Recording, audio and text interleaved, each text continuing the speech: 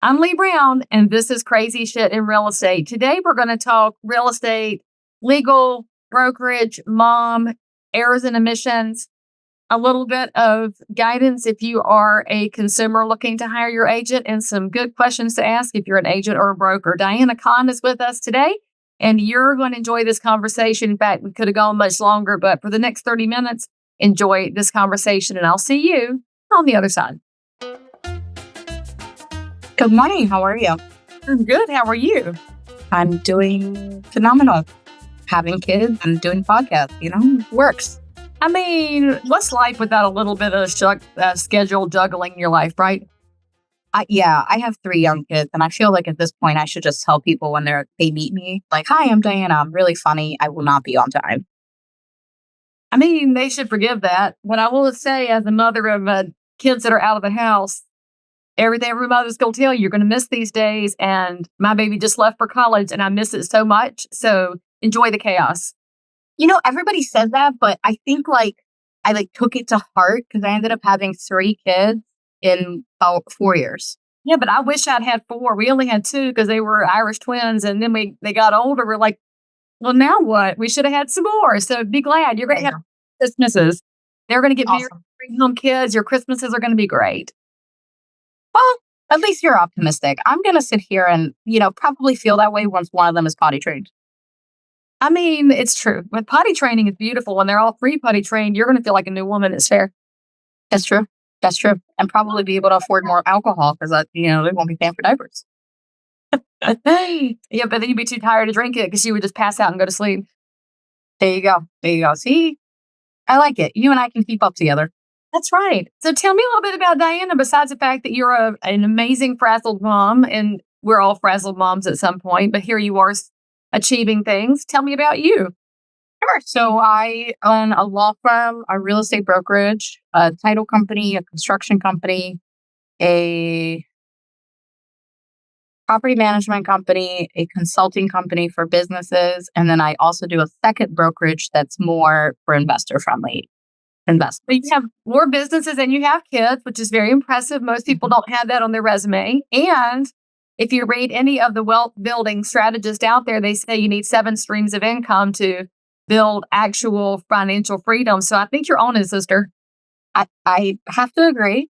I also am incredibly awkward, and I have incredible mouth diarrhea. So I just met Ryan Serhant the other day, and I was like, oh, I really I'm excited to meet you because you're very impressive. And I'm saying this, but I've never watched him on Netflix. I don't actually know if he's impressive. I just heard that he's impressive, and he gets on stage, 1,000 people. I introduce him. He calls me back on stage, right?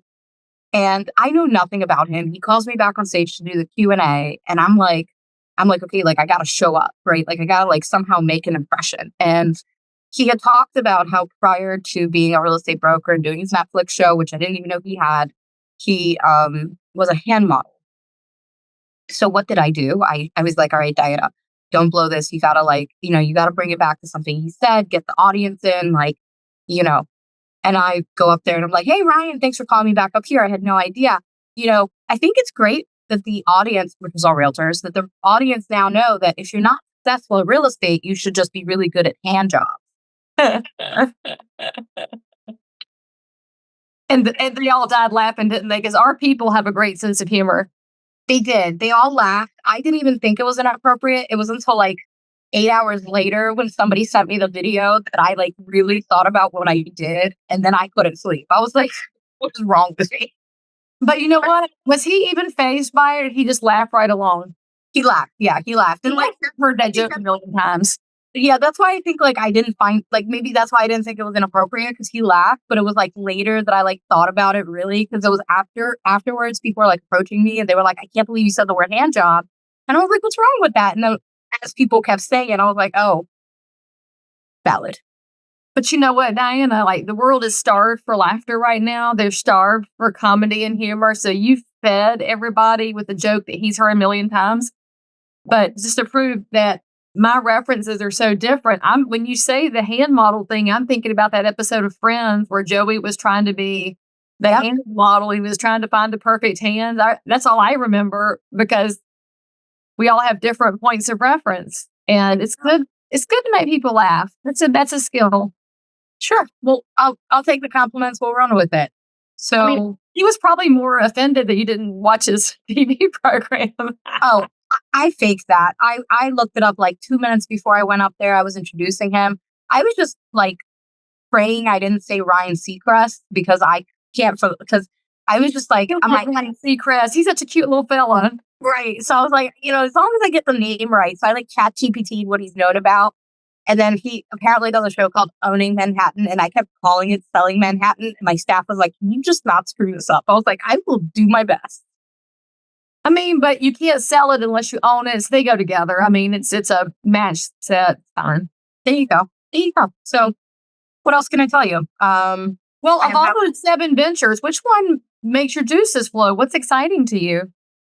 I love my law firm. I think is like my biggest situation. And I think it's because I fell into it more than I did anything else. Like I was a real estate broker first. I did short sale negotiations. Then I started bringing all these like vertically integrated businesses because it felt right. And then I had a law degree and I had told myself I'd never be a lawyer, right? Because like that's what we tell each other. And then I found that I was getting all these phone calls from realtors every single day and giving all this free advice. And I realized that most lawyers, A, are not that good, and B, will charge you an arm and a leg for a phone call. So I was doing all of this, like what I call free work, but it was really just talking to my friends and helping them with situations, which for my agents, I do as a real estate broker, right? Cool. And then I found that like people just want to give back. And I found that I sort of became what I think is the best lawyer where I live without actually having a law firm. So I just kind of fell into it, but I became very passionate about it. And I think it's because I didn't rely on the income for it. So I never got burnt out like most lawyers do. So I think that that's why I really enjoy it. I mean, there's a whole great conversation that would take us down a rabbit hole about how real estate agents want to be respected. They want to be treated like professionals, but they work for free all the time. Well, it's kind of no wonder we're disrespected when we don't put a value on what we actually do. And lawyers, whether they're good or bad, they value every single minute of their day. They're trained that way from day one. So maybe we should reset some of our agent training to teach people how to place a value on your very limited amount of time. 100%. So I actually just talked to somebody at the same real estate conference I went to, and she was saying that she just went to a new brokerage and she was an independent broker. So she franchised. And I asked her, what do you like most about the brokerage that you're at? And she said systems. And I was like, what systems? And she was like, well, we have to like negotiate and show our worth now to like get our fees with the NAR difference. I was like, okay. And she told me this brokerage has a system where everything she does is tracked by the minute. So when she's done at the end, like she can show her clients the amount of time that she put in. And she's like describing to me how like you finish an email and you can assign it to a client, you finish a task and and I'm sitting there thinking like, that's a legal system. Like we do that already. Like all of us lawyers, like, I take a phone call. The first thing I do, whether or not it's an hourly billable or not, I assign it to the client. I can see how much work I've put in. So I was like, I kind of told her, I was like, it's not really a new system. It's just that realtors are catching on that like, it's not free, right? Like you need to value your time because regardless what you're doing, you're sacrificing something else.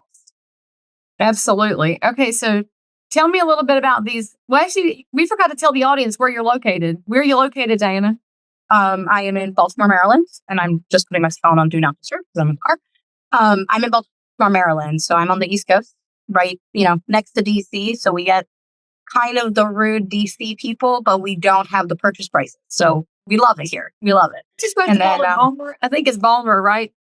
Yes. I didn't grow up in Baltimore, so I can't, to this day, say it accurately. But, we do the crabs and the Old Bay. And you have what used to be fantastic down there, the, oh my gosh, what's it called? The area down by the water. It just left my brain. We went down there. Chesapeake Bay. Where? The Chesapeake Bay? No, the commercial area down at the water. Inner Harbor. Inner Harbor. Thank you. See, I knew you could get it. There you go. It used to be amazing. Is it making any comeback yet? Because I know that area's been pretty devastated by lack of attention. So we're seeing a little bit. I think we're seeing it and they're talking about it, but I just don't think we're seeing it fast enough. Yeah. They are saying now that we can swim in the water. So there's that. I've seen some people take that jump in there, but I personally like my life and will not be doing that anytime soon. Yeah, let's let a little time pass before we do that. All right, Right. so you're in Maryland and you take all these calls from realtors when they have their questions. What are the top questions you get from practicing realtors that need to know what to answer? So, realtors, I think there's two problems that they have, and they're not legal problems. The first problem I think realtors have is that they get emotional sometimes in transactions. I think that we care about, like Sometimes. most realtors care. Come on, girl. Right. It's not sometimes. It's every Right. freaking time. So it's like personalities get the best of them. So I get a lot of phone calls where it's like, oh, like, what do I do in this situation? And like, this person wants to do X and it's against the law, and XY wants to do this. And they get like very hung up and they give me these very long stories. And God forbid, they're like 15 minutes long. And my answer always is, what does your client want to do? And they're like, well, what do you mean? And I was like, it's not your life. What does your client want to do? Did you tell them it's illegal what they're asking them to do? And did you disclose all of it? And then that's usually where the conversation ends, because I think they just get so hung up in transactions. So a lot of that falls into it. And I think the second portion is that, realtors kind of go above and beyond. And then they get this situation where they call me and they're like, well, what do I do in a situation where somebody breaches a contract or all these issues? And I think they sometimes struggle with, where does a realtor's job end? And where do we say, this is no longer my issue? I mean, I think from a marketing standpoint, I was a realtor. I've been a realtor for 15 years. We tell people like, I'm your realtor for life. And I think we've taken that to heart and we've made it, I'm your friend for life. And it becomes really hard because we're good people. And I think everybody's a good person, right? But like you sell them a house, it's a good 45 days of a relationship. And then we market and try to stay within their lives for 3 years. And then they pick another realtor, right? So like I think realtors just put their heart and soul into it sometimes. And sometimes they call me for legal advice. And the advice really is more about self-respect or boundaries or the ability of like figuring out that sometimes it's not about what you're doing wrong. It's just about people are making their biggest purchases in their homes. And, it's hard to separate that. And of course, there's, at least in Maryland, we're seeing a huge increase in permitting issues and flips and wholesales that are causing quite a lot of problems, more so than I've ever seen in previous years. So now we are seeing several states outlaw wholesaling. Is Maryland going that route yet?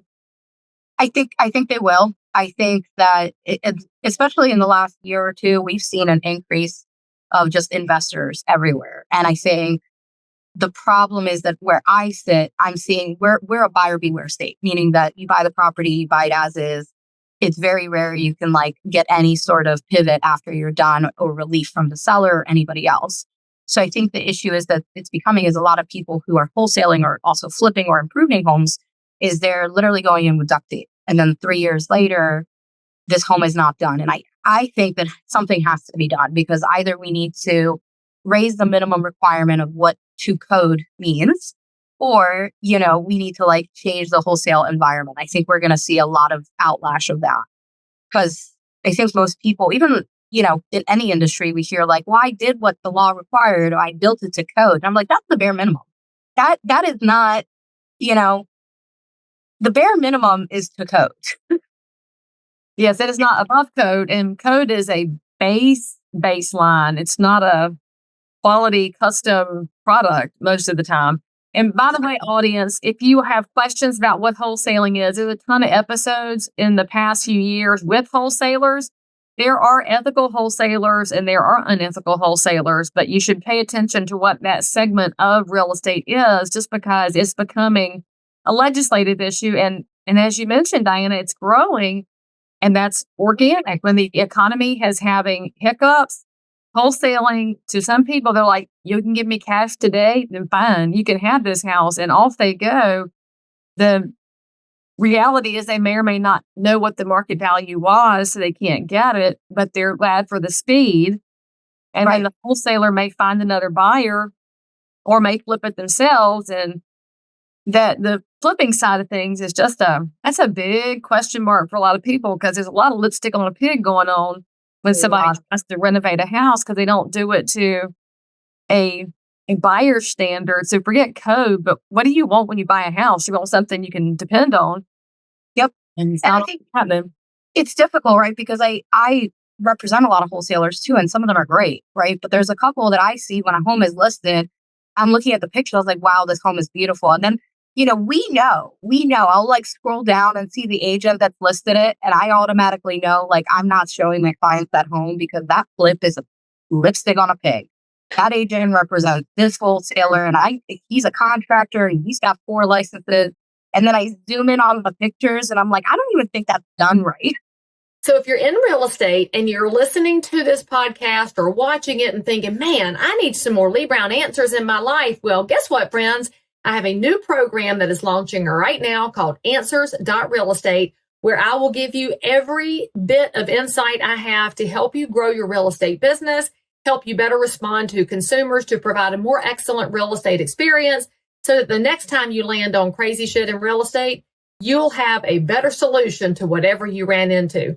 Answers.Realestate. There are monthly plans available. You will love it. Get your coaching. Sign up with me today. Oh, I always think about the people who call it granite countertops when it's the granite tiles and they put the granite tiles down and they're not even level. It drives me completely nuts. But if I walk into a flip and I see that on the counter, I'm like, that ain't granite counters, people. And then I take my door back out the door because that tells me everything I need to know, which is, I mean, honestly, we all get these clues in life as to what kind of a business person we're dealing with. And that's a big clue right there. But also, like you said, if one agent is representing one wholesaler over and over, that agent's reputation is tied to that wholesaler's reputation. So what do you drive yourself to? And I think we should all be asking ourselves that, whether it's your brokerage that you're affiliated with or your contractor, if you're a consumer, who your realtor is, lots of questions. So in Maryland, and I can't speak for every state, but I got to tell like realtors, if you're involved with like flips and wholesales and all of that, at least in Maryland, I will get phone calls and I'll do consults for like 30 minutes with somebody who's in an unfortunate situation because the home is not good. And I got to tell you, it's not because I'm a bad lawyer, but like halfway through, I stopped listening to what they're saying because it's the same story. It could be a use and occupancy, or it could be an electrical permit, but the issue is really the same. So their story is what they're going through, but the legal issue is once they're done talking, however long it takes them, my question is always, tell me about your contract. Is it an LLC seller or who is it? And then my next question is the realtor the same as the LLC? What is their affiliation? Do you see an affiliation in the contract? Because you know what? There's no laws on wholesales, but there's quite a lot of laws about what realtors are supposed to do and what they're supposed to disclose. And if you're making money off a wholesale and listing it for less money because you've got some sort of, I'm not going to call it, a payoff, like whatever. We all know we do it legally, but whatever you're doing, if you have an affiliation, you're making money off that transaction, you're held to a higher duty just because you have a real estate license. And I got to tell you, most realtors do not like it because that's where I go. I don't go after the seller because good luck finding them or good luck finding the LLC they closed down. But the realtor's career is there. They've got a license. And if they were affiliated with that LLC or they made a profit or anything like that, now I have statutes that have been ingrained in Maryland law for 20 years that say you've got a duty to clients, you've got a duty to consumers. And in Maryland, at least, the duty is to disclose material facts, which are defined as something you know or should have known. Do you have any idea as a lawyer the word should have known? Like, I was like, I should have done a lot of things. Let me just tell you how much I'm going to win this argument. Well, there's also a responsibility on the side of the buyer's agent, too. I will use myself as an example. My investment LLC is selling a rental property right now. Mm-hmm. And in the MLS, it says agent is owner. Down in little check boxes, agent is owner. And this agent who reached out to me just ripping the house to shreds. She doesn't like the house. She doesn't like the neighborhood. And I was like, well, why are you showing it? Why are you asking me questions about the price? And she said, you didn't tell me that you're the owner. Where's your disclosure? And I said, baby, it's in MLS. Did you read the MLS sheet? It's right there. I am as transparent as can possibly be, but she's using her lack of diligence and using it as a bullying tactic.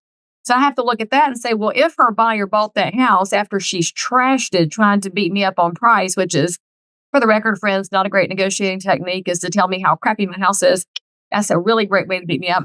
But if he did buy it and was unhappy later, how much of it is going to fall on her for not reading anything and not telling him? Any of it? I mean, and that's the weird thing is like, I love DocuSign. It's very convenient. I don't want to give shit on anybody who uses it. I don't know. I don't like DocuSign too, but it scares the crap out of me. Right. Like, it's convenient. But here's the problem. Like, at least in Maryland, right, we have a little checkbox that says the seller knows latent defects. And I feel like, back in the day, I'm not going to show my age, but I used to sit down with my clients and help them fill it out, right? Like, we used to meet them and ask these questions. So there was an actual conversation for some of these things that we have to do continuing legal education for all the time. But now we're checking the box off and doing either a phone call, a text message, or worse, none of it when we send our client these documents.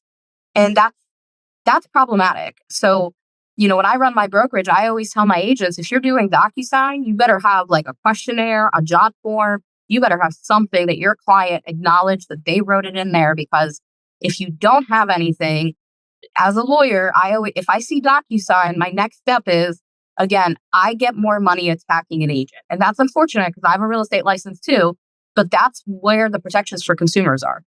That's where, in Maryland at least, that's where your biggest protection piece is.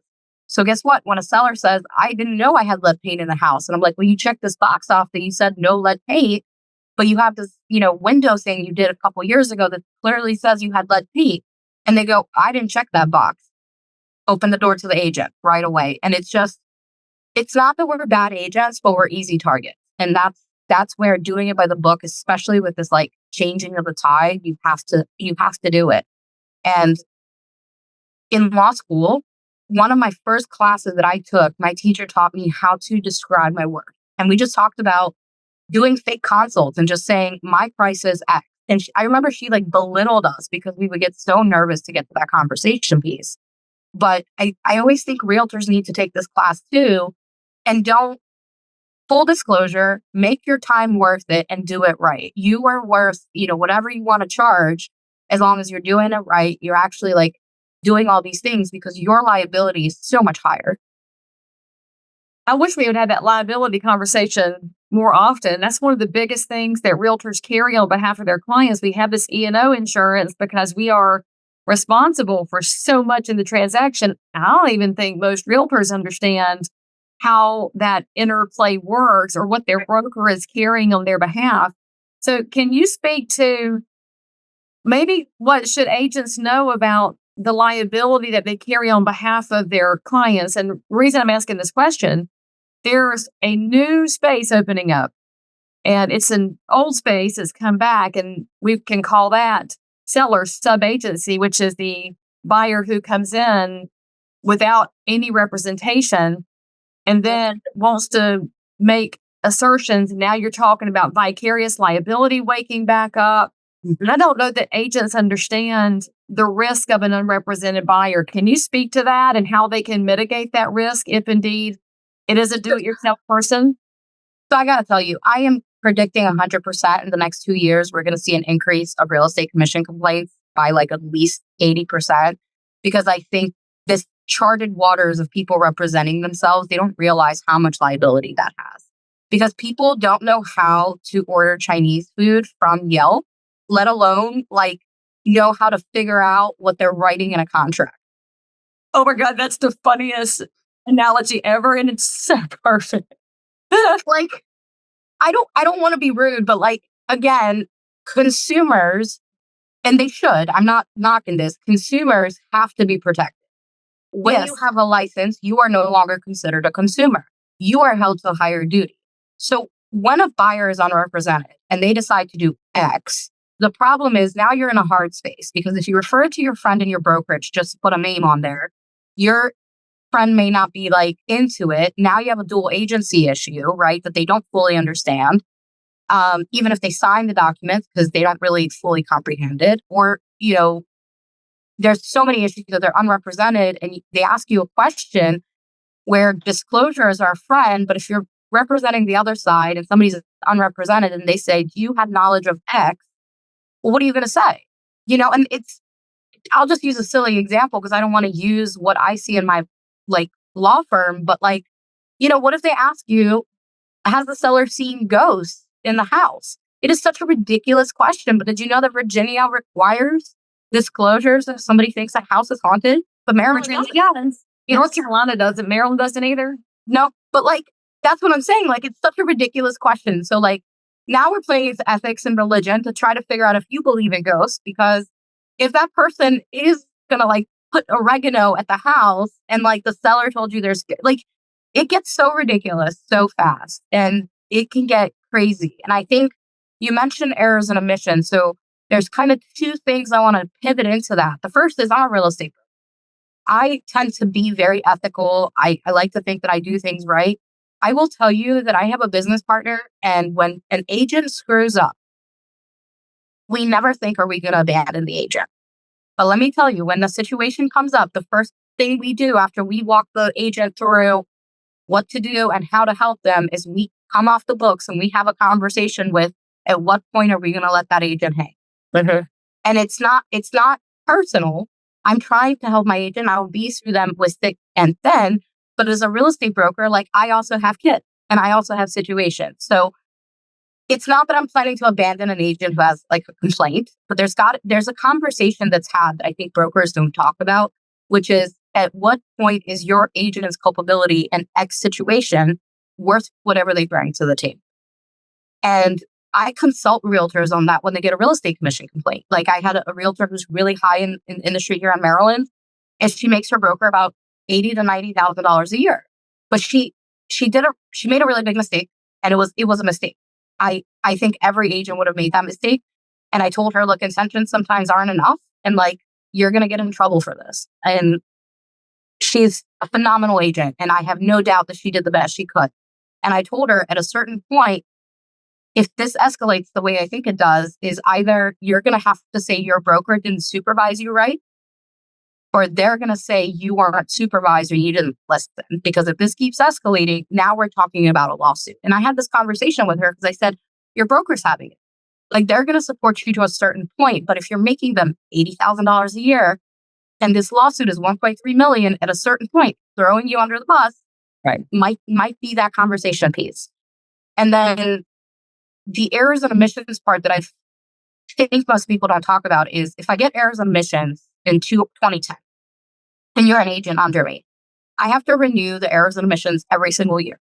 And when I renew it, it covers me through 2010 and on. So if it's 2024 and I've paid through every year, renewed on time, and you've been an agent under me, you've been covered from 2010 to 2024. Now, let's say I'm human and I make a mistake and I forget to renew, or my credit card gets declined, and all of a sudden I miss my insurance carrier notice or anything like that. And then they discontinue the E&O even for one day, right? And then I go back and I try to like recover it and I pay for it.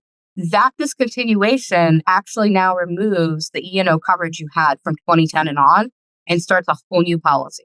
Why does that matter? Is because if you're not getting your own errors and omissions insurance, you're basically waiting on your broker to cover you. And if you don't know these kind of questions, I ask these questions and brokers think I'm insane that I ask them. And I'm like, how do you renew your policy every single year? Like, is it automatic? Like, do you make sure that it's done? Because if they let it slip, even for a couple of days, that coverage doesn't go back. It just restarts. And at least in Maryland, statute of limitation is 3 years or 2 years, depending on the situation, but it's from time of discovery. So you could have sold a house in 2010. They discovered something in 2014. They might sue you in 2017, like almost 7 years later. And if your broker accidentally let go of that errors and omissions insurance, now you don't have insurance for that transaction that was 2010, even though you did have it at that time. So it gets very tricky. I personally, I'm a real estate broker, but I also have errors and omissions insurance on myself personally, on my team, because I figured the brokerage is going to cover the brokerage first and then you. So when you have an issue and the errors and omissions insurance is like, don't worry, we got a lawyer for the brokerage. It's a lawyer for the brokerage. It is not your lawyer. If you didn't sign a retainer, it's not your lawyer. Errors and omissions might be paying it on your behalf, but they're representing you and the brokerage. Theirs insurance is always going to cover you and the brokerage. And sometimes you're not aligned. Okay, that's fascinating to learn. And now I'm sitting here wondering if E&O companies don't really want to alert you to your renewal so they don't have to cover all those old years. And especially as we see the lawyers and the lawsuits continue to proliferate since they're basically chumming on blood in the water right now. So I would say if you're a consumer, you could even ask the agent you're interviewing, what does your E&O coverage look like? Is it continuous or is it new? I think that's a pretty smart question. And if you're an agent, you better be asking this of your broker so that you know what your coverage looks like. That is fascinating to learn about. And that's the other thing is I think people don't realize they can get their own errors and omissions, and it's not that expensive. Right. I know you're probably paying like $15 a month for your errors and omissions. You can get the same exact thing that covers you personally for the same amount. And I think you should have both. I don't think you should limit it to one because, you're under the brokerage and you yourself are a person too. And I will 100% out myself and tell you that I had a brokerage and I let the errors and omissions insurance slip. Well, that's why you know it so well.